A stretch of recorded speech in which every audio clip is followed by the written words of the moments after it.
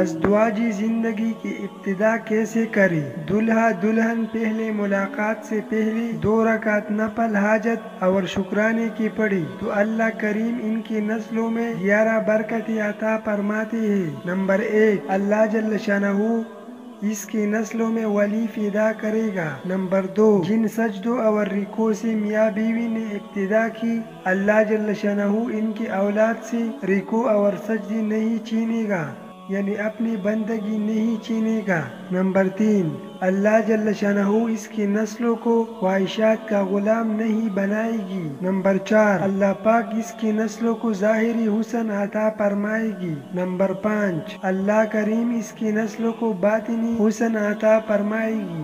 Number 6، اللہ مہربان اس کی نسلوں کو روح کو فرائض کی ادائیگی کے بغیر اپنے پاس نہیں بلائے گی۔ نمبر 7، نماز میں اللہ پاک نے روزی کی برکت رکھی ہے، اللہ اس کو اس کی نسلوں کو سدا روزی کی برکت دے گا۔ نمبر 8، اللہ پاک اس کو ظاہر کا ایسا نور عطا فرمائے گی جس سے حق و باطل کو پہچان لے گا۔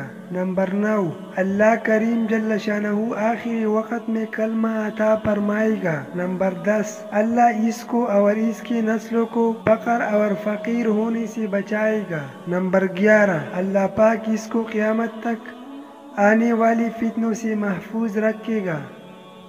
وظننت أنا أني بذلك حزت غنى فوجدت أني خاسر فتلك مظاهر